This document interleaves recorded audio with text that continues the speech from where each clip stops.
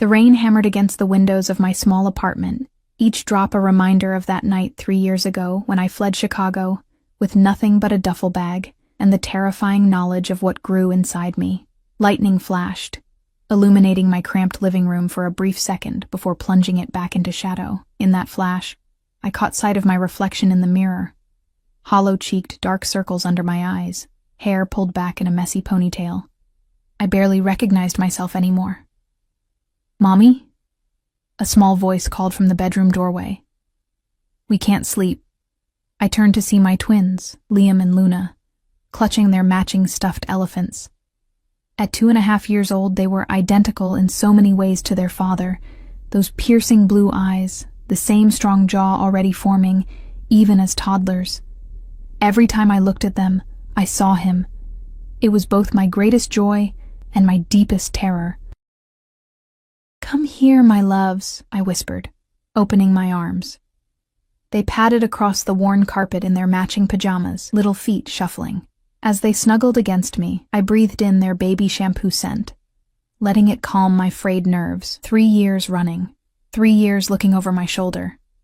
3 years of cheap apartments, cash jobs, and fake names. 3 years of loving these children who were half him. I hadn't always been Sarah Thompson. Once I was Eliza Reeves, personal assistant to Anthony Russo, the most powerful restaurant owner in Chicago. At least, that's what his business card said. What they didn't mention was that his restaurant empire was merely the glossy veneer covering a vast criminal network that controlled half the city. I still remember my first day at Russo Enterprises. Fresh out of college with a business degree and crushing student debt, I'd been desperate for the job. The elegant high-rise office with its gleaming marble floors and panoramic views of Lake Michigan had intimidated me, but not as much as he had. "Miss Reeves." His voice had been like velvet over gravel when we were introduced. "Welcome to the family." I hadn't understood then what being part of his family truly meant. Anthony Russo was not what I'd expected. No flashy gold chains or loud suits. Instead, he wore tailored charcoal gray, crisp white shirts, and a single platinum watch worth more than my entire year's salary. He moved with the quiet confidence of a predator who never needed to rush, knowing his prey would eventually tire. I worked directly under his operations manager, but Anthony took a special interest in me from the beginning. Small assignments at first: deliver this package, schedule this meeting, don't ask questions. The pay was exceptional, the benefits unheard of, and gradually, I became indispensable. "You have a good head for numbers, Eliza," he'd told me one night as I worked late, reorganizing his appointment calendar. I hadn't heard him approach. He moved silently despite his imposing frame. His cologne enveloped me before I even looked up, sandalwood and something darker, more primal. "And you know when to stay quiet, that's rare." I'd mumbled some reply, my heart hammering against my ribs as he leaned over my desk, his broad shoulders blocking the light, casting me in his shadow. "You should join me for dinner tomorrow night," he said. It wasn't a question. That dinner changed everything. The private room at his flagship restaurant, Oro. The wine that probably cost more than my rent. The way his eyes, those impossible blue eyes, never left my face as I spoke. He listened as if everything I said fascinated him. This man who commanded an empire. "Why me?" I'd asked after the third glass of wine had loosened my tongue. His smile had been slow, deliberate. "Because you're different, Eliza. You see things as they are, not as you wish them to be." I didn't understand what he meant then. I was naive enough to think it was a compliment. A crash of thunder pulled me back to the present, making the twins flinch in my arms. "It's okay," I whispered, stroking their dark hair. His hair. Just the sky being noisy. Luna looked up at me with those eyes. "Is the sky angry, Mommy?" If only she knew how much scarier an angry man could be than an angry sky. "No, sweetheart. The sky is just playing drums," I said, forcing a smile. I carried them back to their shared bedroom, tucking them into their beds with extra kisses and promises that the storm would pass. As I watched them drift back to sleep, my throat tightened with the now familiar mixture of love and dread. They deserved so much better than a life on the run. A tiny apartment in a forgettable town outside Portland, where I worked 2 jobs, Mornings at a coffee shop and evenings doing remote bookkeeping work. We had enough to get by, but not enough for the life they should have had. Not enough for the doctors to fully investigate why Liam sometimes struggled to catch his breath when he ran too hard. Back in the living room, I pulled out the locked box from under the loose floorboard beneath my second-hand couch. Inside was 4,217, my emergency fund, along with 3 different sets of identification documents and a small .38 revolver I'd never fired but kept loaded. Next to these was a worn photo I couldn't bring myself to destroy. Anthony and me at the charity gala, his arm possessively around my waist, both of us smiling as if we had a future. That was 2 weeks before I discovered what happened to people who betrayed Anthony Russo. I'd been working late again, finalizing preparations for a major restaurant opening, when I'd accidentally opened the wrong spreadsheet on the shared drive. Instead of supplier costs, I found myself looking at shipment schedules, coded payments, and what could only be described as a hit list. Names with dates next to them. Dates that, when I later checked the Chicago Tribune archives, matched exactly with reported accidents and suicides. I'd closed the file immediately, but not before Marco, Anthony's head of security, had seen me from the doorway. His face had remained impassive, but I knew in that moment I'd signed my death warrant. I should have run that night. Instead, I'd convinced myself I was overreacting, that Anthony would protect me, that what we had, those nights in his penthouse, his promises, the way he looked at me as if I were the only woman in the world, meant something. The next day, I overheard Marco and Anthony in his office. She saw the Dresden file, Marco's voice, flat and emotionless. A long pause. "You're sure?" "Yes, boss." Another pause, longer this time. "I'll handle it." Just 3 words, but they'd chilled me to the bone. I knew then what handling it meant in Anthony's world. That night, Anthony had been particularly attentive. He'd brought me to his penthouse, cooked dinner himself, a rarity, and opened a bottle of wine he'd been saving for a special occasion. To us, he'd toasted, his eyes never leaving mine as we clinked glasses. I'd pretended to drink while my mind raced through escape scenarios. "You seem distracted tonight, cara mia," he'd said, brushing a strand of hair from my face with fingers that had likely ordered dozens of deaths. "Something on your mind?" I forced a smile. "Just tired. End of quarter reports." He'd studied me for a long moment, his expression unreadable. "You know you can tell me anything, don't you, Eliza? Anything at all." I nodded, wondering if he could hear my heart trying to beat its way out of my chest. "I would never let anyone hurt you," he continued, taking my hand. His touch, once electrifying, now made my skin crawl. "You're mine to protect. Always." That night, as he slept beside me, I slipped from his bed for the last time. I took nothing from his apartment that could be traced. Instead, I went to my own place, packed essentials, emptied my meager savings account, and vanished. 2 weeks later, holed up in a motel room 3 states away, I discovered I was pregnant. Another crack of thunder brought me back to the present. I returned the emergency box to its hiding place and checked the locks on the doors and windows. A ritual I performed at least 3 times every night. The storm was getting worse, wind now howling around the eaves of the old building. I was making tea to calm my nerves when I heard it. A sound that didn't belong with the rain and wind. The subtle crunch of tires on wet gravel. Headlights swept across my living room wall for the briefest moment before going dark. My neighborhood wasn't the type where people made social calls at 11:30 p.m. during thunderstorms. I moved silently to the window, carefully peering through a crack in the blinds. A black SUV with tinted windows sat in the small parking lot. Not just any SUV, a Mercedes G-Wagon, exactly like the ones Anthony's security team used. My blood turned to ice. It couldn't be. After 3 years, how could he possibly? A car door opened, and a large figure stepped out, unfurling an umbrella. Even through the rain and darkness, I would know that silhouette anywhere. The broad shoulders, the confident stance, the way he surveyed his surroundings before moving, a predator assessing his territory. Anthony. He wasn't alone. 2 more men exited the vehicle, moving to flank him. Even from here, I could see the telltale bulge of shoulder holsters beneath their jackets. My mind went blank with terror for one paralyzing moment before instinct kicked in. I rushed to the twins' room, scooping up Luna first, then Liam. They stirred, but didn't fully wake as I placed them on the floor of my bedroom closet, wrapping them in blankets. "Stay here, my loves," I whispered.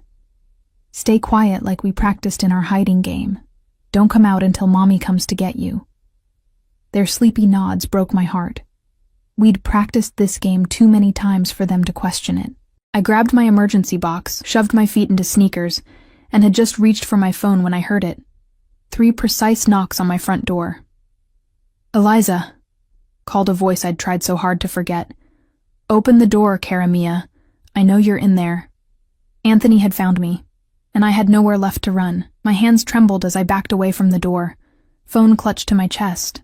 3 years of running, of looking over my shoulder, of nightmares where those blue eyes found me in the dark, and now he was here, separated from me by nothing but a flimsy door with a cheap chain lock.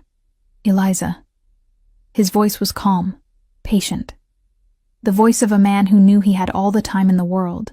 "Don't make this more difficult than it needs to be." My mind raced. The back window? No. His men would be covering all exits. The neighbors? Elderly Mr. Peterson on one side, who was half deaf, and the young couple on the other, who worked night shifts. No one to help. My finger hovered over the 9 on my phone. But what would I tell the police?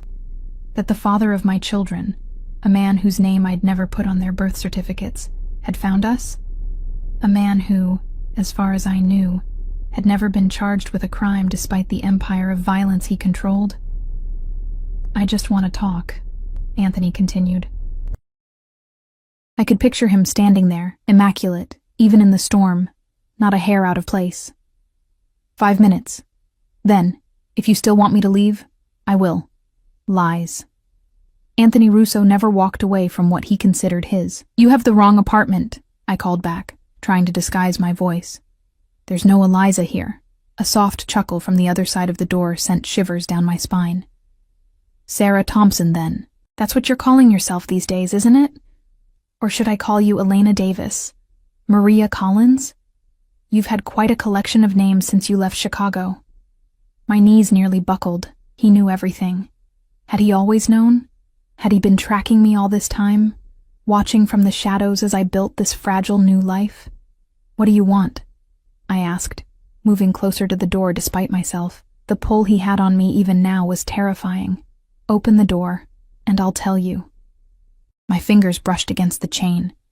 One simple movement and he would be in my life again. Back in my home. My brain screamed at me to run, to grab the twins and flee through the fire escape. But something deeper, something I couldn't name, made me hesitate. "How did you find me?" I needed to know. "Your mother's illness." 2 words that made the floor drop from beneath me. Mom had been diagnosed with stage 4 cancer 3 months ago. I'd risked everything to visit her in the hospice in Seattle, using yet another fake ID. I'd been so careful. "You've been watching my mother?" Rage replaced fear, hot and sudden. "She's dying, Anthony. She has nothing to do with this. I've been paying for her care since the diagnosis," he replied simply. "The best oncologists. Experimental treatments. Anything that might help." I couldn't process what he was saying. My mother's doctors had told her about an anonymous benefactor who'd covered her transfer to the prestigious cancer center. That had been Anthony? "Why would you—" "Because she's the grandmother of my children," he cut in, his voice hardening for the first time. "Children you kept from me for nearly 3 years. There it was, the real reason he'd come. "How long have you known?" I whispered, leaning my forehead against the door. "About the twins?" 6 months. "About where you were?" 3 months. "I've had men watching this apartment for weeks, making sure you were safe."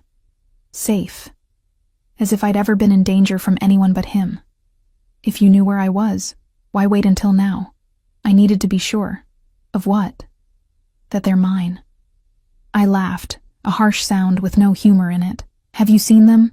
They're the spitting image of you. Open the door, Eliza." No longer a request, a command. My hand moved to the chain before I could stop myself. Some part of me, the part that had once loved him, that still woke breathless from dreams of his touch, wanted to see him, to end this chase once and for all. The door swung open. Anthony stood in the hallway, larger than I remembered, filling the doorframe with his presence. The years had been kind to him, a few more strands of silver in his dark hair perhaps, lines at the corners of his eyes slightly deeper. He wore a black overcoat, perfectly tailored as always. Not a drop of rain on him despite the storm. Behind him stood Marco and another man I didn't recognize, both scanning the hallway, hands inside their jackets. His eyes, those devastating blue eyes, traveled over me slowly, taking in the changes. I was thinner now, my once carefully maintained appearance replaced by the practical simplicity of a single mother with barely enough time to shower, let alone style her hair or apply makeup. "You look tired," he said softly. Not what I expected. Not accusations or threats. Just concern, real or feigned, I couldn't tell. "That happens when you're raising twins alone while working 2 jobs, I replied, keeping my voice steady. Something flickered across his face. Regret? Anger? It was gone before I could identify it. "May I come in?" As if I had a choice. As if he wouldn't simply push past me if I refused. Still, maintaining the illusion of control seemed important. "5 minutes," I said, stepping back. "And keep your voice down. They're sleeping." I watched as Anthony signaled to his men to remain outside. He stepped into my apartment, his expensive cologne bringing with it a rush of memories I'd tried so hard to bury. Nights at the opera, mornings in his bed, his hands in my hair as he whispered promises against my skin. He took in my small living room with a single sweep of his gaze, the second-hand furniture, the toys hastily stashed in a basket, the pile of bills on the coffee table. His jaw tightened almost imperceptibly. "This is how you've been living?" he asked quietly. "This is how most people live, Anthony," I shot back. "Not everyone has penthouses and private jets." He unbuttoned his coat but didn't remove it. "You could have had all of that. You still could." "At what price?" His eyes narrowed. "Is that why you ran? You thought I would hurt you?" The absurdity of his question made me laugh again. "I saw the Dresden file, Anthony. I know what happens to people who become inconvenient to you." Understanding dawned on his face. "You thought..." Christ, Eliza. He ran a hand through his hair, a rare gesture of genuine frustration I remembered from our time together. "I wasn't going to hurt you. I was going to propose." The world tilted sideways. "What?" "The night you left. The wine I was saving for a special occasion? There was a ring in my safe. I was going to ask you to marry me." I shook my head, unwilling to believe him. "Then why did you tell Marco you would handle it when he told you I'd seen the file?" "Because I needed to handle it, explain things to you, tell you the truth about my business before asking you to be my wife." He took a step closer, and I fought the urge to back away. "I never would have hurt you, Eliza. Never." "Your business," I repeated flatly. "You mean your empire built on extortion, drugs, and murder? It's more complicated than that. It always is with you." A sound from the hallway made us both freeze. The soft padding of tiny feet. I turned to see Luna standing in the doorway of the living room, her elephant clutched to her chest, eyes wide with sleep and confusion. "Mommy," she called softly. "Who's that man?" Time stopped. I couldn't breathe as Anthony slowly turned toward the sound of her voice. I watched as he saw his daughter for the first time, this perfect little person with his eyes, his jaw, his dark hair falling in sleep-mussed waves around her face. The expression that crossed his features then was one I'd never seen before on Anthony Russo's face. Shock. Wonder. Something that looked almost like fear. He took a half step toward her, then stopped, looking back at me as if asking permission. I moved quickly to Luna, scooping her up in my arms, positioning myself between her and her father. "This is an old friend of Mommy's," I told her, my voice surprisingly steady. "He was just leaving." Luna peered over my shoulder at Anthony, studying him with that solemn intensity both twins sometimes showed, another trait they'd inherited from him. "You look like Liam," she announced with a child's directness. Anthony's face did something complicated then, a muscle working in his jaw. "Does he?" he asked, his voice rougher than before. I turned away, carrying Luna back toward the bedroom. I'm putting her back to bed.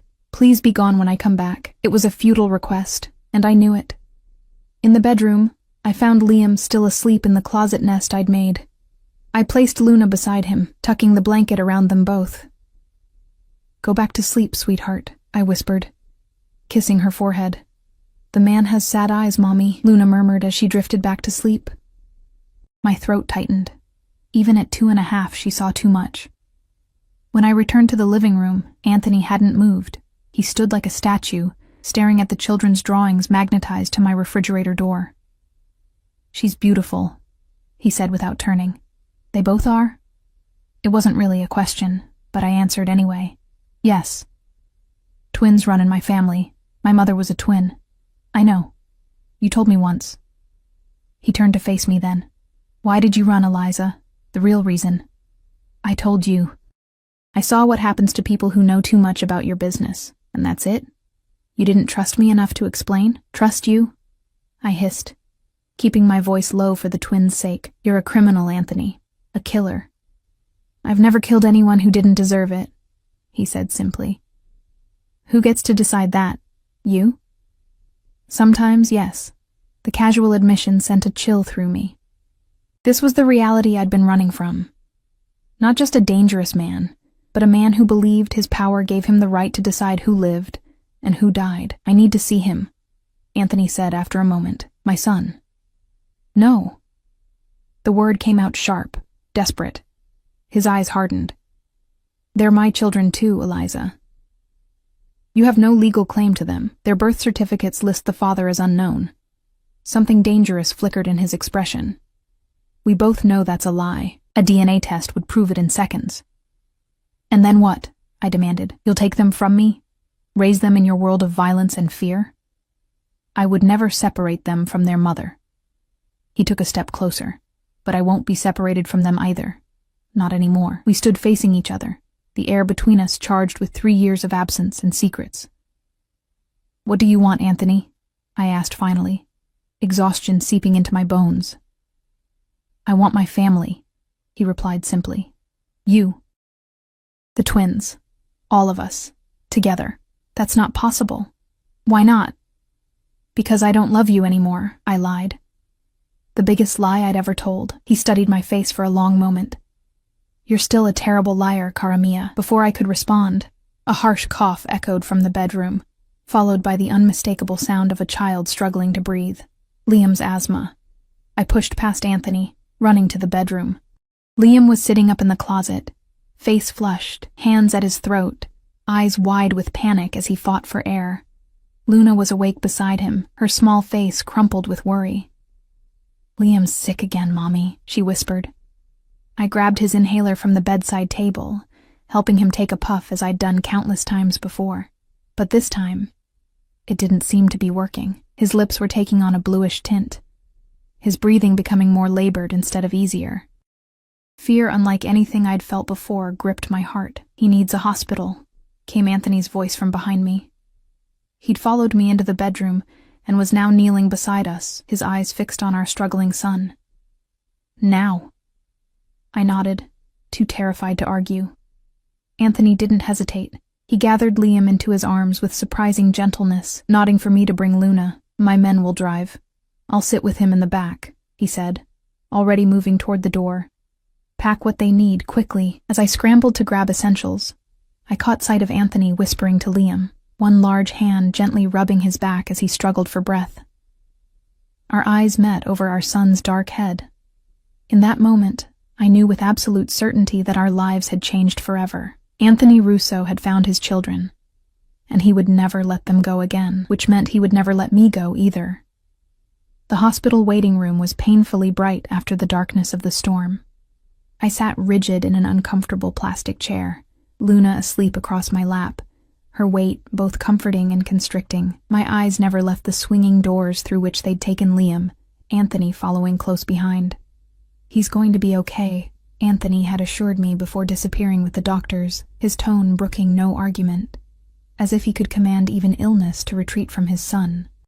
Marco stood by the entrance, his face impassive as ever, while the second guard positioned himself near the emergency exit. Anthony's men, creating a perimeter, protecting us, or ensuring we couldn't leave. I stroked Luna's hair, my mind replaying the frantic drive to the hospital. Anthony in the back seat with Liam, speaking to him in soothing tones. First in English, then slipping into Italian when Liam's panic worsened. I hadn't known Anthony spoke Italian to children. There was so much I didn't know about the man who was my children's father. "Miss Thompson?" I looked up to see a nurse approaching. "Yes? How is he? How's my son?" "He's stabilized," she said with a reassuring smile. "The doctor is still examining him, but his breathing has improved significantly." Relief washed over me, so powerful I nearly wept. "Can I see him?" "Soon. The doctor wants to run a few more tests." She hesitated. "Your husband asked me to let you know he's staying with your son." He said not to worry. "My husband." I didn't correct her. "Thank you," I managed to say. When she left, I glanced at Marco, who was watching me with that unnerving steadiness. "Has he always known where I was?" I asked, unable to help myself. Marco's expression didn't change. No, but he was looking. Every day. The simple confirmation sent a complicated mixture of emotions through me. Fear, certainly, but also something else, something I refused to name. "Why now? After 3 years?" Marco studied me for a long moment before answering. "The boss believed you'd return on your own. When you didn't?" He shrugged one shoulder. "He never stopped looking, but he only found you when you went to see your mother. And he's been watching us since then? For 3 months?" "Protecting you," Marco corrected. "Making sure you were safe." I laughed bitterly. "Safe from whom? The only person I've been running from is him." Marco didn't respond, but something in his expression made me uneasy. Before I could press further, the doors swung open, and Anthony emerged, speaking quietly with a doctor. Even in this sterile environment, among medical professionals and worried families, he commanded attention. People instinctively moved out of his path, responding to something primal in his bearing that signaled predator. He spotted me, and nodded once before returning to his conversation with the doctor. I couldn't hear what they were saying, but I could see the doctor's demeanor change from professional detachment to eager agreement. Money changing hands? A threat? With Anthony, it was impossible to know where charm ended and coercion began. When he finally approached me, his face was grim. "What did they say?" I asked, fear returning. "You said he was going to be okay." "He is. For now." Anthony sat beside me, close enough that I could feel the heat radiating from his body. "But his condition is more serious than simple asthma. The doctor wants to admit him for observation and more tests." My stomach dropped. "What kind of tests?" "Pulmonary function, blood work, cardiac evaluation." He named each one with clinical precision, as if distancing himself from the reality that these tests were for his son. Our son. "I can't afford—" "Don't." He cut me off, anger flashing in his eyes. "Don't even finish that sentence. Money is not an issue. It never was." I looked away, shame and pride warring within me. "I didn't want your money, clearly." His gaze swept over my worn clothes, the holes in my sneakers. "You've been struggling, working yourself to exhaustion. While our children—" He stopped, getting his emotions under control. "Why didn't you at least access the account I set up for you before we even met? It's still there, untouched." I stared at him. "What account?" Something like surprise crossed his face. "The trust. 5 million, in your name. I showed you the paperwork the night of the Ferguson merger." I shook my head slowly. I thought that was just for the project. Temporary access. "It was yours, Eliza. It still is." He studied me. "You really didn't know?" "No." He leaned back, processing this. "So you've been working 2 jobs, living in that apartment, struggling to provide for our children. When all this time you could have—" He cut himself off, jaw tight. "I wouldn't have taken it even if I'd known," I said quietly. Out of pride or fear. Both, I thought, but didn't say. The silence stretched between us, broken only by the hospital sounds and Luna's soft breathing. Finally, Anthony spoke again, his voice lower. "Has he had these attacks before?" I nodded. "A few times. The doctor in Seattle said it was asthma, prescribed the inhaler. But it's been getting worse. And you didn't think to get a second opinion? More tests? The accusation stung, not least because I'd asked myself the same question countless times. I did what I could with what I had, Anthony. Health insurance isn't exactly easy to get when you're living under a false identity. Regret flickered across his face. I didn't mean... He sighed. I'm not blaming you. I just can't understand why you chose this life for them, for yourself. I chose safety, I said firmly. From me. Not a question. Yes. I would never have hurt you, Eliza. Never. The intensity in his eyes made my heart stutter. You were the one person in my life who saw me, really saw me, not the power or the money or the fear I instill in others. Just me. I saw all of it, Anthony, I whispered. Including the darkness. He didn't deny it. And you ran. I had to protect our children, from their father, from your world. He was silent for a long moment, his eyes moving from my face to Luna, sleeping peacefully in my arms, unaware of the tension surrounding her. When he spoke again, his voice was different, resolute, final. That life is over now, he said. You're coming home. All three of you. Not a request. A decision already made. No, I said, more out of instinct than hope. We have a life here. This isn't a life, Eliza, he said, gesturing to encompass everything. My clothes, the sleeping child in mismatched pajamas, the cheap apartment we'd fled. This is survival, barely. It's what we have. It's not what you'll have anymore. His tone softened slightly. I've missed 3 years of their lives. I won't miss another day. Before I could respond, a nurse appeared. Mr. Russo, you can see your son now. Anthony stood, extending his hand to me. Come. He'll want to see you. I hesitated only briefly before taking his hand, shifting Luna in my arms. His fingers closed around mine, warm and strong, the familiar calluses on his palm a tactile memory I'd tried so hard to forget. Marco moved to take Luna from me, but Anthony shook his head. No. The family stays together. Family. Such a simple word, so complex in meaning. Liam's hospital room was dimly lit, the small figure in the bed making my heart contract painfully. Tubes and wires connected him to machines that beeped steadily, monitoring his every breath. He looked so tiny, so vulnerable. Mommy, he called weakly when he saw me. His eyes, so like Anthony's, moved to the man beside me. Are you the man Luna saw? Anthony stepped forward, his movements carefully controlled, as if approaching a wounded animal. Yes, I am. My name is Anthony. You look like me, Liam observed solemnly. Anthony's smile was unlike any I'd seen on him before. Soft, genuine, touched with wonder. Yes, I do. Or rather, you look like me. Liam considered this. Are you my daddy? The question hung in the air, simple, yet monumental. I felt Anthony tense beside me, waiting for my intervention, my denial perhaps, but I was tired.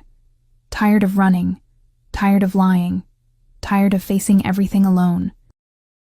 And seeing Liam in that hospital bed had crystallized something I'd been avoiding for 3 years.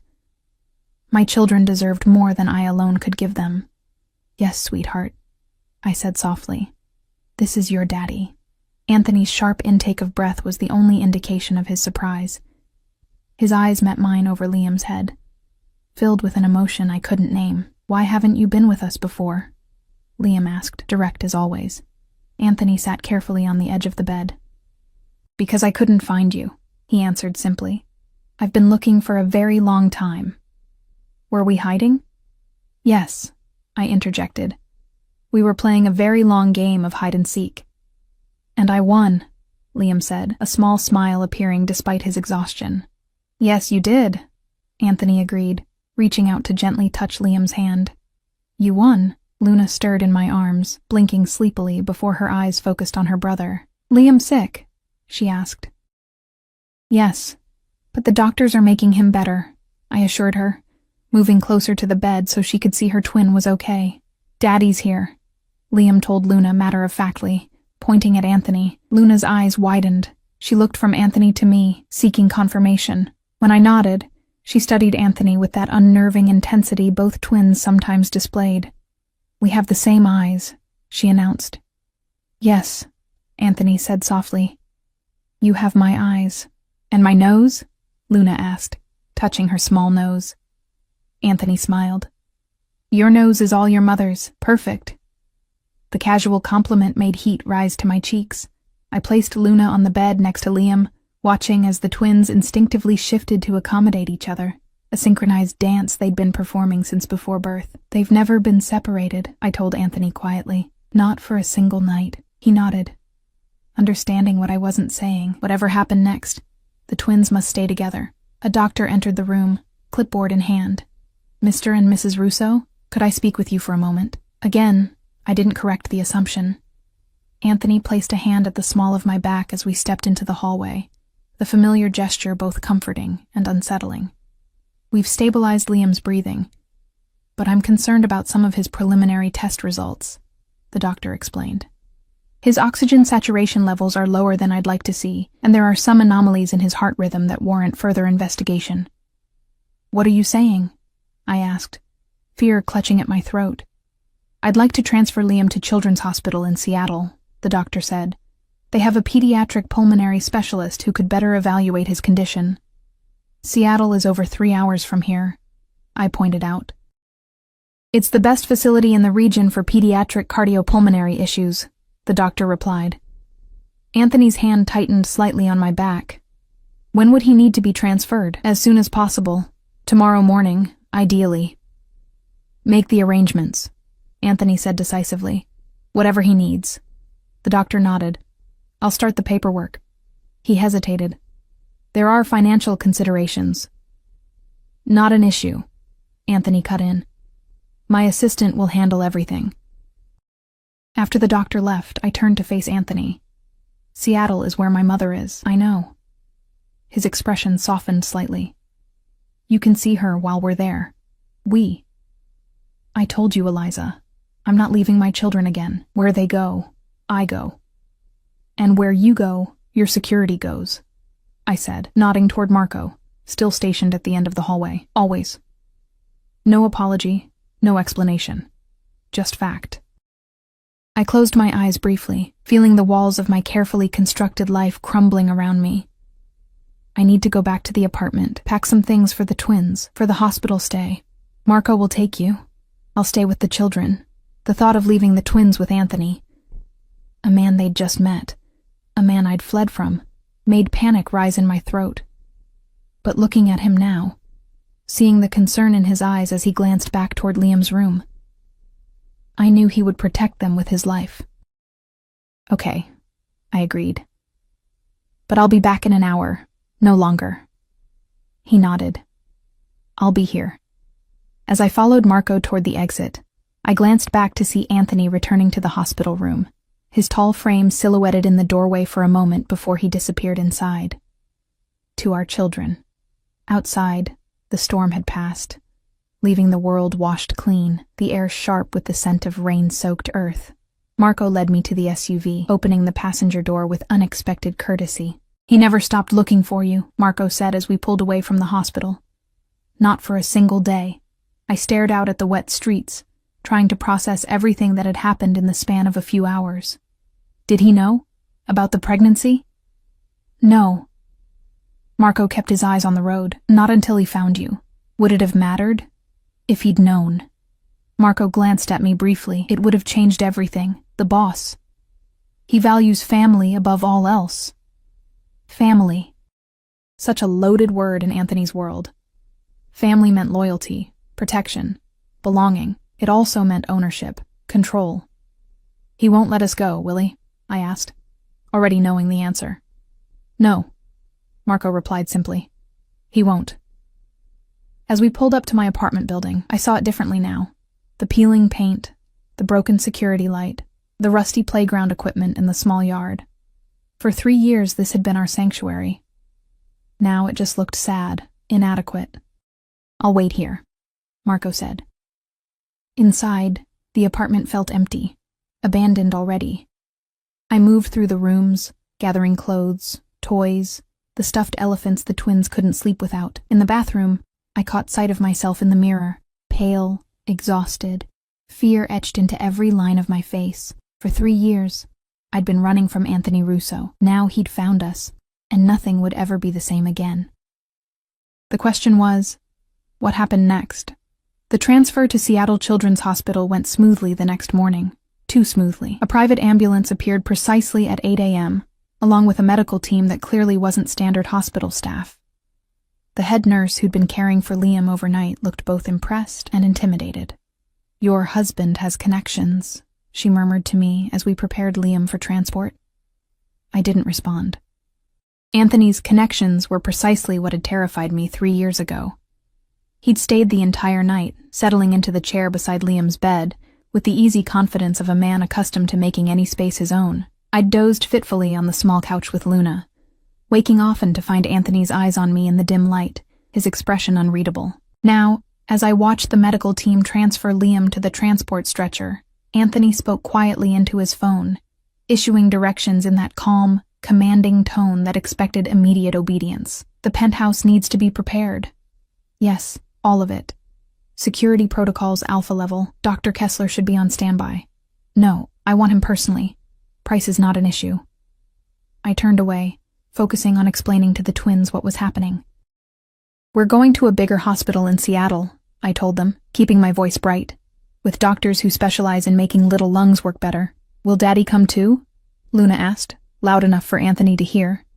She'd taken to the term with surprising ease, as if she'd been waiting her whole life to say it. Anthony ended his call and approached us, kneeling to Luna's eye level. "Yes, Principessa. Daddy will be there the whole time." The Italian endearment slipped out naturally, and Luna beamed in response. Already she was falling under his spell, the same charismatic gravity that had pulled me into his orbit years ago. "Can we go in your big car?" Liam asked from the stretcher, his voice stronger today, though still worryingly raspy. "The doctors need to take you in a special medical vehicle," Anthony explained. "But Luna can ride with me, if that's okay with your mother." He glanced up at me, a question in his eyes. I hesitated. The thought of separating the twins, even briefly, went against every instinct, but the alternative, riding in the ambulance while leaving Luna alone with Anthony, seemed equally impossible. "I'll go with Liam," I said finally. "You take Luna, but we stay together on the road. No detours, no separating." Something like approval flickered in Anthony's eyes. Agreed. The journey to Seattle was surreal. I sat beside Liam in the ambulance, watching the medical team monitor his vitals with professional efficiency. Through the small rear window, I could see Anthony's Mercedes following at a precise distance, never falling behind, never drawing too close. Liam drifted in and out of sleep, the medication making him drowsy. During his waking moments, his questions were all about Anthony. "Is Daddy rich? He has a fancy watch. Does Daddy live in a castle? Luna thinks so. Why didn't you tell us about Daddy before?" Each question pierced my heart.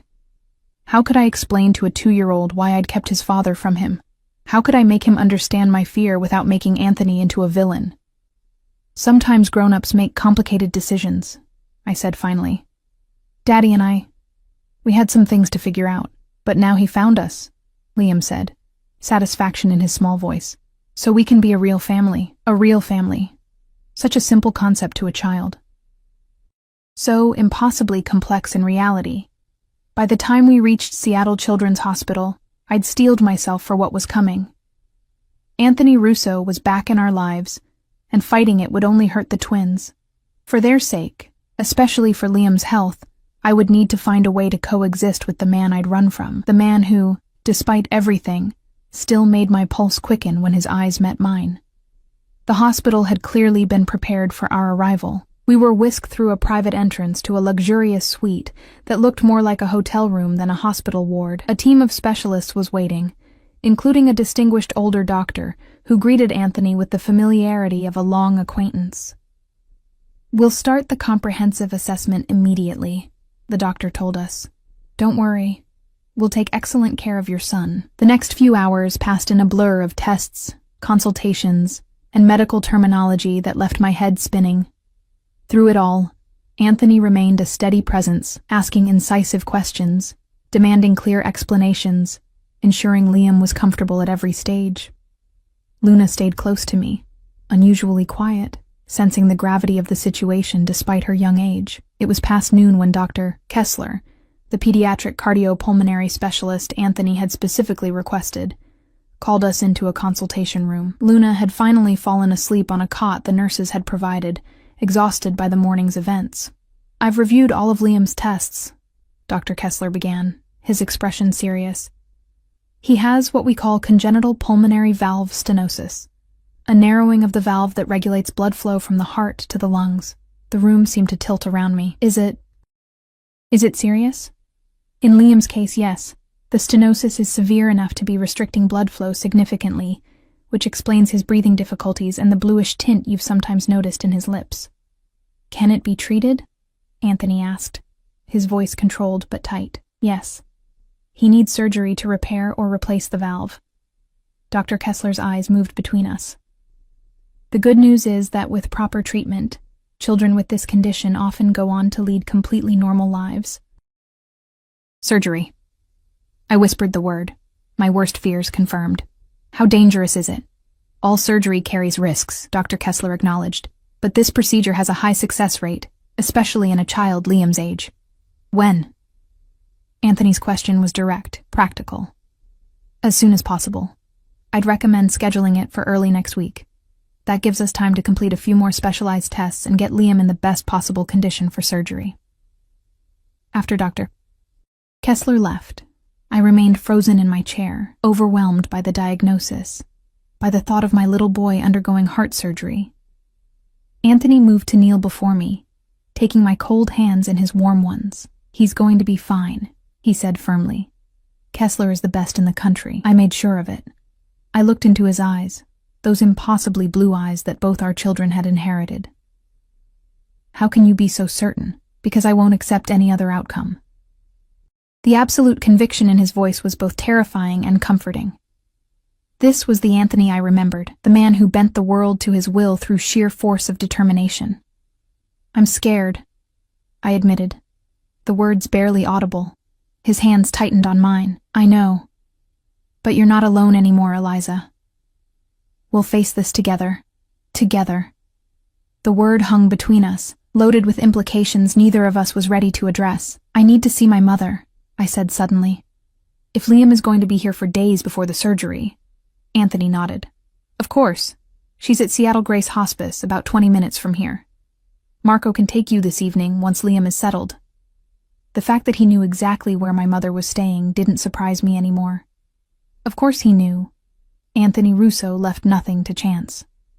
"Thank you," I said, the words feeling insufficient, "for bringing us here, for making sure Liam gets the best care." Something softened in his expression. "He's my son, Eliza. There's nothing I wouldn't do for him." He paused, eyes intent on mine. "For either of them. Or for you." Before I could respond, a nurse entered to inform us that Liam was back in his room, asking for us. The moment broke, and we returned to our son's side. The rest of the day passed in the strange limbo of hospital time. Stretches of tedious waiting punctuated by bursts of activity as doctors and nurses came and went. Anthony worked from Liam's room, making calls and sending emails, seamlessly shifting his empire's operations to Seattle without missing a beat. Occasionally, I caught fragments of his conversations, references to shipments, accounts, territorial disputes resolved with a few carefully chosen words. It was easy to forget, watching him read a picture book to the twins with exaggerated voices that made them giggle, that this was the same man whose name was whispered with fear in Chicago's criminal underworld. Easy to forget, until Marco appeared at the door with a quiet message that made Anthony's expression darken momentarily before he excused himself. "Business," he explained briefly. "I won't be long." In his absence, I helped the nurses get Liam settled for the night. Luna refused to leave her brother, curling up beside him on the hospital bed, despite my gentle attempts to separate them. "Let them be," the night nurse advised with a kind smile. "Sometimes the best medicine is the comfort of someone you love." I watched my twins drift off to sleep, their dark heads close together on the pillow, their breathing synchronized as it had been since before birth. The sight made my chest ache with love and fear. Love for these perfect beings I'd created. Fear for what the future held now that Anthony had found us. As if summoned by my thoughts, he appeared in the doorway, his expression unreadable. "They're asleep?" I nodded. Luna wouldn't leave him. "They're connected," he observed. "More than ordinary siblings. They always have been. Even in the womb, the ultrasound showed them holding hands." Anthony moved to stand beside me, gazing down at our sleeping children. "I missed so much," he said quietly, regret evident in his voice. "Their birth. First steps. First words. Liam's was book," I found myself saying. Luna's was no. They were both early talkers. A small smile touched his lips. "Of course they were. They're Russo's." The simple statement sent a shiver through me, a reminder that these children weren't just mine anymore. They were heirs to the Russo name, to all the power and danger that entailed. "Your mother," Anthony said after a moment. "Marco is ready to take you whenever you'd like." I hesitated, looking back at the twins. "I don't want to leave them. I'll be here," Anthony assured me. "Nothing will happen to them while I'm watching over them." Of that, at least, I was certain. Whatever else Anthony Russo might be, he would protect his children with his life. "Okay," I agreed. "I won't be long." The drive to the hospice was quiet, Marco's silence giving me space with my thoughts. Seattle's lights blurred through rain-streaked windows, the city so different from the small town I'd been hiding in, yet still not the urban jungle of Chicago. I wondered if Anthony would try to take us back there, back to the heart of his empire, or if he'd allow us to start fresh somewhere else. The hospice was tastefully understated, more like a high-end retirement community than a place where people came to die. The receptionist recognized me immediately. "Mrs. Thompson, welcome back. Your mother's been asking for you." I'd visited 3 times in the past 3 months, each time using a different identity, each time watching my once vibrant mother fade a little more. Now, knowing what Anthony had told me, I looked around with new eyes. The expensive artwork on the walls, the fresh flowers at every turn, the staff-to-patient ratio that far exceeded standard care. Had this all been Anthony's doing? My mother's room was at the end of a quiet hallway, with large windows overlooking a garden illuminated by soft landscape lighting. When I entered, she was awake, propped up on pillows, watching the rain. She looked smaller than I remembered, more fragile, the disease eating away at her once sturdy frame. "Eliza," she said, using my real name, a name she hadn't spoken aloud in 3 years. "He found you, didn't he?" I froze in the doorway. "What?" She smiled faintly. "Anthony Russo. He came to see me last month." The revelation stunned me into silence. Anthony had visited my dying mother, had sat in this very room, perhaps in the chair beside her bed. What did you talk about?" I finally managed. "You. The twins." She patted the bed beside her, and I sat, taking her frail hand in mine. "He showed me pictures. They're beautiful, Eliza. So like him. You knew who he was? All this time?" She nodded slowly. "I knew you were working for him in Chicago. And I guessed, when you showed up on my doorstep 3 years ago, terrified and pregnant, I guessed who the father was. Why didn't you say anything? Would it have changed your decision to run?" She asked simply. "No," I realized. "It wouldn't have. Nothing could have made me stay, not after seeing that file, not after overhearing that conversation between Anthony and Marco. He's been paying for all this, hasn't he?" I gestured around the luxurious room. "Yes." No apology in her tone. "He came to me directly after finding you. Said he wanted to ensure I received the best care possible, as the grandmother of his children." "And you accepted? From a man like him?" My mother's eyes, still sharp despite her illness, fixed on mine. "A man like him? You mean the father of your children? The man you loved enough to have those children with?" "It wasn't like that," I protested weakly. "I didn't know I was pregnant when I left." "But you loved him." It wasn't a question, so I didn't answer. Instead, I asked, "What did he tell you? About why I ran?" "He said you'd seen something that frightened you. That you misunderstood." She squeezed my hand.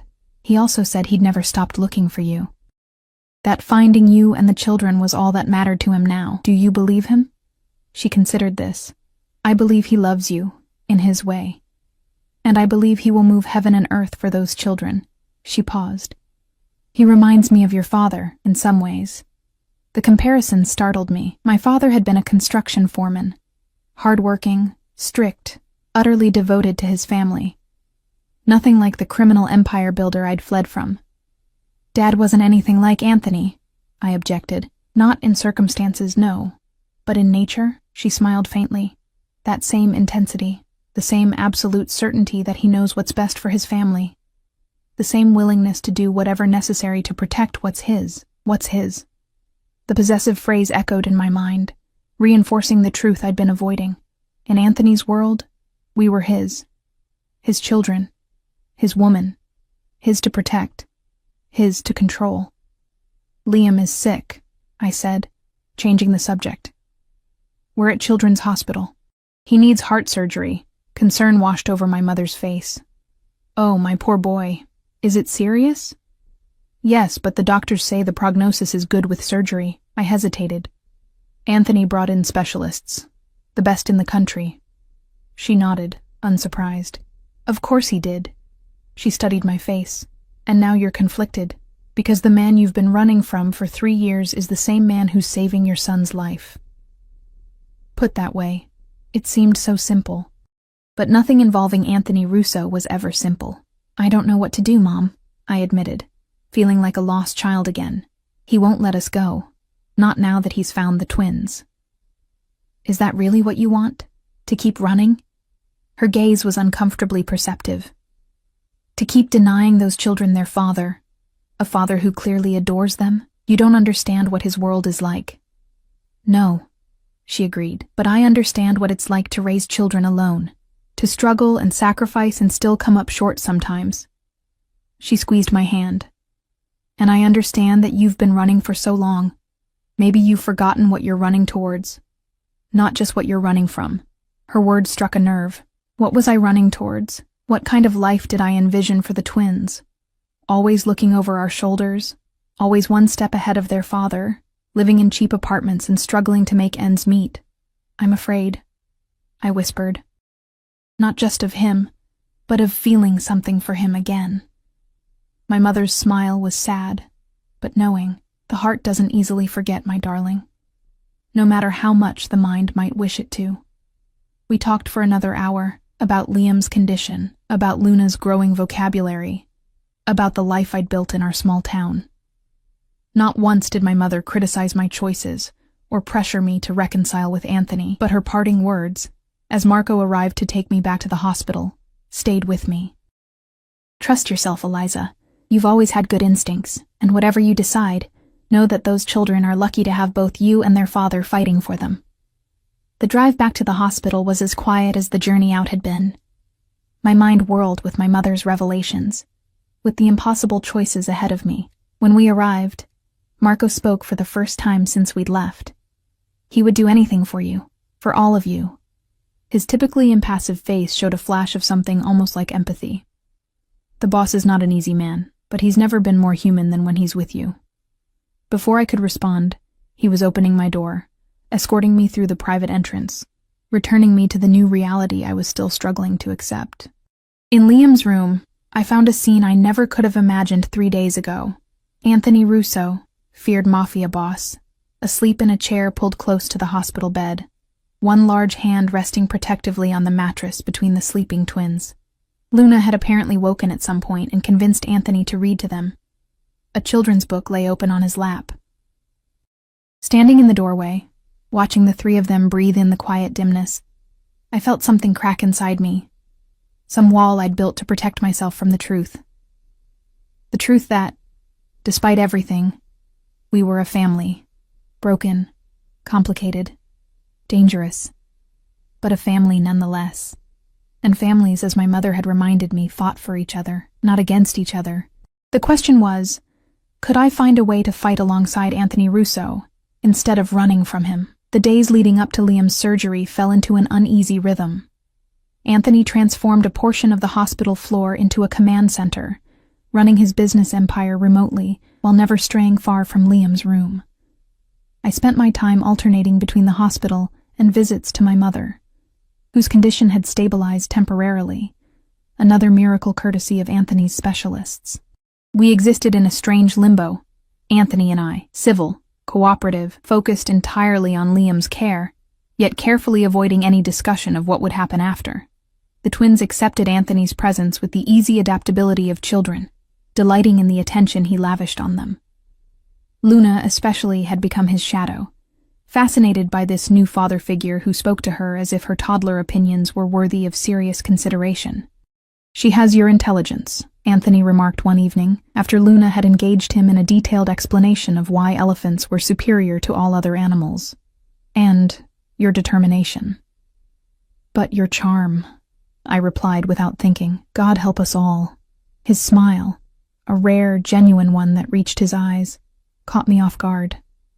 For a moment, I glimpsed the Anthony I'd fallen in love with, before I'd discovered the darker truths of his world.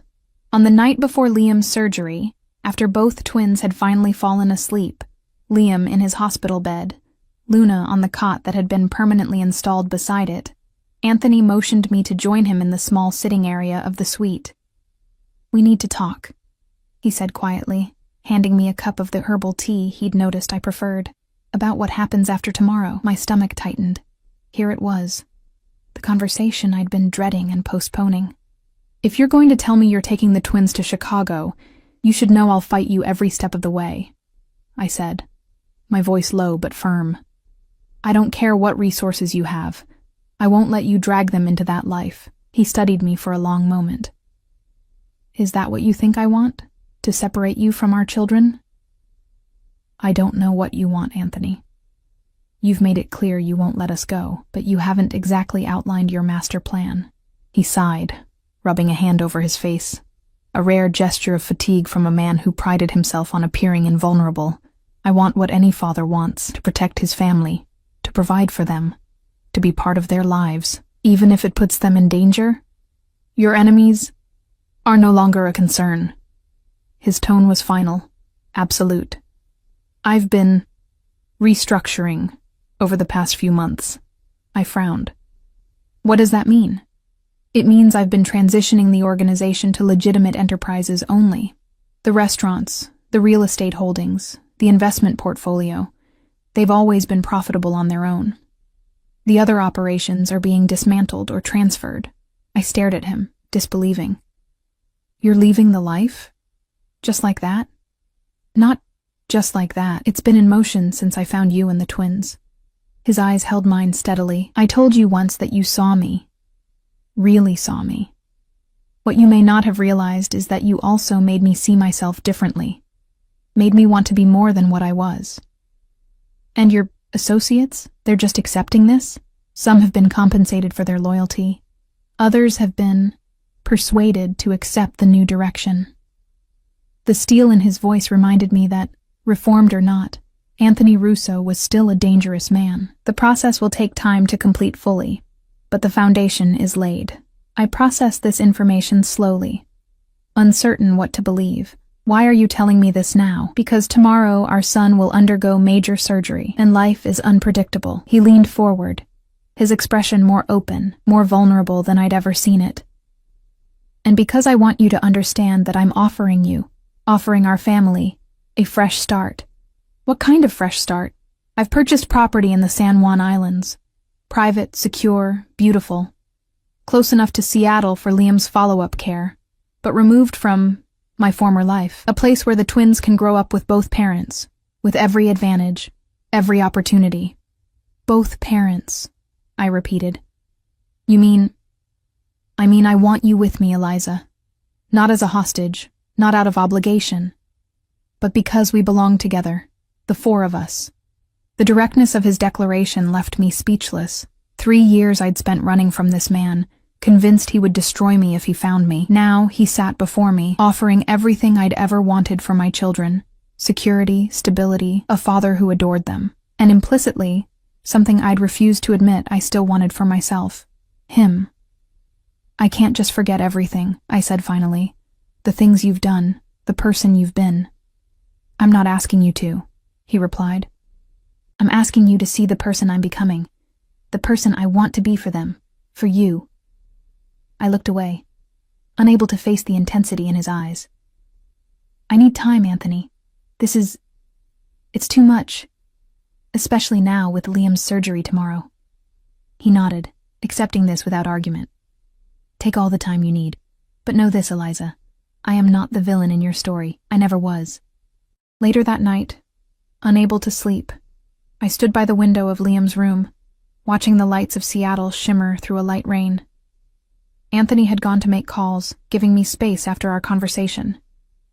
The twins slept peacefully, their matching dark heads stark against white hospital pillows, a fresh start. Was it possible? Could Anthony Russo really leave behind the empire he'd built through violence and fear? Could I trust that the man who'd made me fall in love with him years ago was the real Anthony, not the criminal whose name made hardened men tremble? More importantly, could I trust myself with him again? My phone buzzed with a text from my mother. Whatever you decide, follow your heart. It led you to those beautiful children. Maybe it knows something your fear doesn't. Morning came too quickly. Liam was prepped for surgery, his small face solemn as the doctors explained what would happen in terms a toddler could understand. Luna clung to my side, uncharacteristically quiet, sensing the gravity of the situation.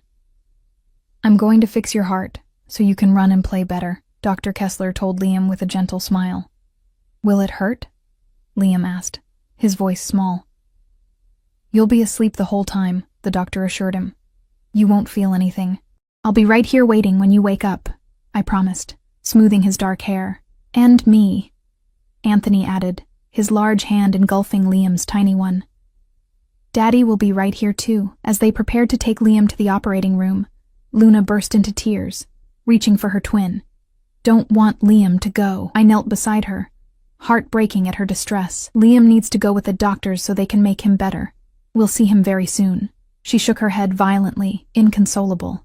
It was Anthony who found the solution, kneeling beside us both. Luna, Principessa, do you know what a guard is? He asked seriously. She hiccuped, momentarily distracted. Like police? Like a protector. Someone who watches over someone very important. He glanced at me, seeking permission before continuing. Liam needs a special guard while the doctors help him. Someone brave. Someone who loves him very much. Me? Luna asked, eyes wide. You. Anthony confirmed. But you have to guard him from right here with Mommy and me. Can you do that? Be brave for Liam? Luna considered this, then nodded solemnly. I can be brave. That's my girl, Anthony said softly, and the pride in his voice made my throat tighten.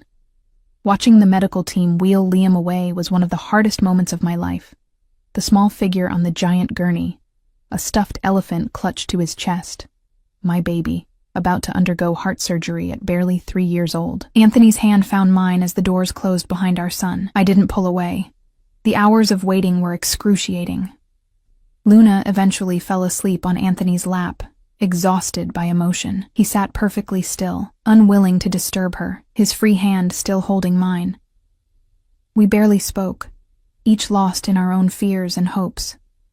He'll be fine, Anthony said at one point, his voice rough with emotion. He has to be.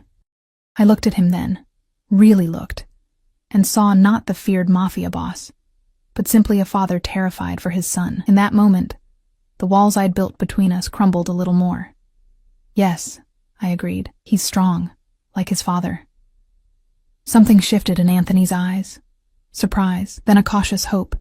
His fingers tightened around mine. It was nearly 4 hours later when Dr. Kessler finally appeared, still in surgical scrubs. We both stood, Anthony carefully transferring the sleeping Luna to the couch. The surgery was successful, Dr. Kessler announced with a tired smile. We were able to repair the valve rather than replace it, which is the best possible outcome. He's in recovery now and doing well. The relief was so intense I swayed on my feet. Anthony's arm went around me instantly, supporting me.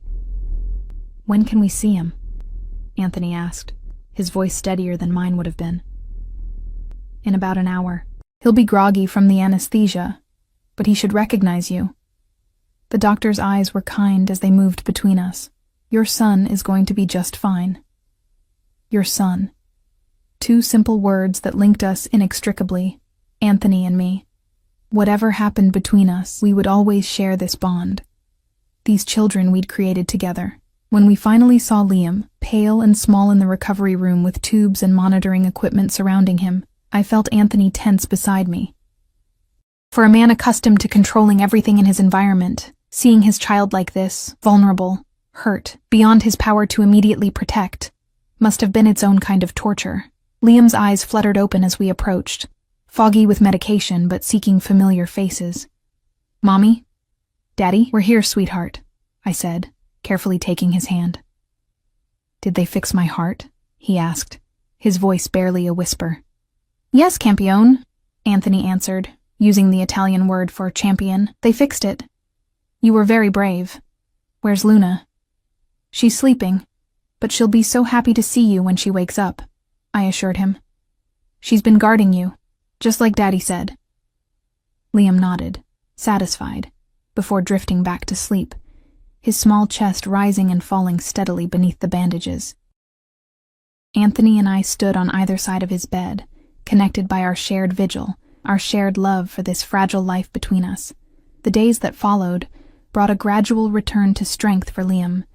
His recovery was remarkable, the doctors said, faster than they'd expected. Within a week, he was sitting up, playing with Luna, the color returned to his cheeks. Another week, and he was cleared to leave the hospital, with regular follow-up appointments scheduled. Throughout it all, Anthony remained a constant presence. Efficient, protective, attentive to every detail of Liam's care. I watched him with our children, saw how naturally he'd stepped into the role of father, as if the 3 missing years had never happened. I also visited my mother daily, grateful for the unexpected gift of more time with her. The hospice doctors were cautiously optimistic about a new treatment Anthony had arranged. Not a cure, but potentially months of extended life instead of weeks. "Have you decided?" she asked me one afternoon as we sat in the hospice garden. "About Anthony's offer?" News traveled fast between Anthony and my mother, I'd discovered. They'd developed an unexpected rapport, united by their shared love for me and the twins. "How did you know about that?" she smiled. "He asked for my blessing. This surprised me." "And what did you tell him?" "That my blessing wasn't the one he needed to worry about." She patted my hand. "But I also told him that I've never seen you look at anyone the way you looked at him. Even now. Even after everything." "Is it that obvious?" "Only to someone who knows you as well as I do." She studied my face. "You're afraid that loving him means condoning what he's done." I nodded, relieved that she understood. "How can I reconcile the man he is with the twins, with the man he's been in his other life? People are complicated, Eliza. All of us contain multitudes." She gazed out at the garden, thoughtful. "Your father once broke a man's jaw for insulting me. Did I tell you that?" I stared at her. "Dad did that?" She nodded. "Before we were married, the man had been harassing me for weeks. Your father warned him once, then put him in the hospital the next time." She looked back at me. "Does that one act of violence negate the loving father you knew? The man who read you bedtime stories and taught you to ride a bike?" "That's different," I protested. "One fight isn't the same as what Anthony has done." "The scale is different, yes, but the principle?" She shrugged. "I'm not telling you what to do, darling. Just suggesting that people can be more than the worst things they've done. They can change if they have a good enough reason." That evening, after putting the twins to bed in the luxury hotel suite Anthony had arranged near the hospital, I found him on the balcony, looking out over the Seattle skyline. He'd discarded his suit jacket and rolled up his sleeves, a glass of whiskey untouched beside him. "We need to talk," I said, echoing his words from before Liam's surgery. He turned, his expression guarded. "About the future, the San Juan Islands, your proposal." He studied me, careful not to reveal too much. "And?" I took a deep breath. "I want to believe you're serious about leaving that life behind, but I need more than words, Anthony. I need proof." "What kind of proof?" "Time," I said simply. "I want 6 months. We'll live in this place you've bought, the 4 of us together. But I keep my own funds, my own car, the freedom to leave if I choose." His jaw tightened. "You're still planning to run?" "No." I met his gaze steadily. "I'm planning to stay, to try to build something real. But I need to know I'm choosing it freely, not because I have no other option." He considered this. "And after 6 months, if you're really leaving that life behind, If we can build something good together, something healthy for the twins, then I'll stay. Permanently. As my wife? He asked directly. The question sent a jolt through me. Let's start with co-parents and see where it leads. A slight smile touched his lips. Always cautious, my Eliza. With good reason, I reminded him. He nodded, acknowledging this. 6 months, your own resources, freedom to choose. He extended his hand. Do we have a deal? I took his hand, feeling the familiar warmth, the strength in his grip. We have a deal. 2 days later, we left Seattle, heading for the San Juan Islands. My mother had been settled into a private care facility on the mainland, close enough for regular visits. The twins were excited for the adventure, as Anthony had described it to them. The property, when we arrived, took my breath away. A modern cedar and glass house perched on a bluff overlooking the water, surrounded by towering pines, private, secure, yet open to the beauty of the Pacific Northwest. Inside was equally impressive. Spacious, filled with light, with a playroom for the twins that made their eyes go wide with wonder. Do we live here now? Luna asked, already claiming a bedroom with a window seat overlooking the water. For now, I answered, watching Anthony's expression carefully. Forever, he corrected, his eyes on mine. A promise, not a command. The weeks that followed brought a strange new normal. Anthony worked remotely, his business calls conducted behind closed doors, but never concealed from me. True to his word, he was dismantling certain aspects of his empire, legitimizing others. I watched carefully for signs of the old Anthony, the dangerous one, but saw only the man determined to build a new life for his family. The twins flourished in our new home. Liam grew stronger each day, his heart healing, his energy returning. Luna appointed herself his protector, a role she took very seriously to Anthony's obvious pride. They called him Daddy now without hesitation, running to him when he appeared, demanding stories and games and the undivided attention he gave so willingly. And slowly, cautiously, Anthony and I began to rediscover each other, not as boss and employee, not as pursuer and fugitive, but as two people who had once loved each other deeply, who shared 2 perfect children, who might, against all odds, find their way back to something true. It wasn't always easy. We argued about parenting approaches, about my independence, about the shadows of his past that sometimes darkened our present. But we talked too, more honestly than we ever had in Chicago, about our fears, our hopes for the twins, our complicated feelings for each other. I never stopped loving you, he admitted one night, as we sat on the deck after the twins were asleep, watching the moonlight on the water. Even when I thought you'd betrayed me, I couldn't stop. I thought you wanted to kill me, I confessed. That night, when you said you'd handle it, I was terrified. He took my hand, his expression pained. I've done many things I'm not proud of, Eliza, but I could never have hurt you, never. Gradually, inevitably, we found our way back to each other, a touch lingering longer than necessary. A glance held across the dinner table, the electricity that had always existed between us, impossible to deny. The first time he kissed me again, really kissed me, not the careful pecks we'd exchanged in front of the twins. It was like coming home, his lips on mine, his hands in my hair, the solid warmth of him making me realize how cold I'd been for 3 long years. Stay, he whispered against my mouth, not just for them, for us. 4 months into our 6-month trial, I knew my decision was already made. Watching Anthony with the twins, teaching Liam to fish off our private dock, patiently braiding Luna's hair exactly as she instructed, reading them stories each night with different voices for every character. I saw the man I'd fallen in love with in Chicago, the man who, despite his flaws, despite his past, loved with a fierceness and devotion that took my breath away. And I loved him. Still. Again. Always. Despite everything, or perhaps because of it, because he'd fought to change, to be worthy of the family we'd created together. On a clear autumn evening, with the twins finally asleep after an exhausting day of beach exploration, Anthony found me on our deck, wrapped in a blanket against the cooling air. 6 years ago today, he said, sitting beside me, was your first day at Russo Enterprises. I looked at him in surprise. You remember the exact date? He smiled. That rare, genuine smile that still made my heart skip.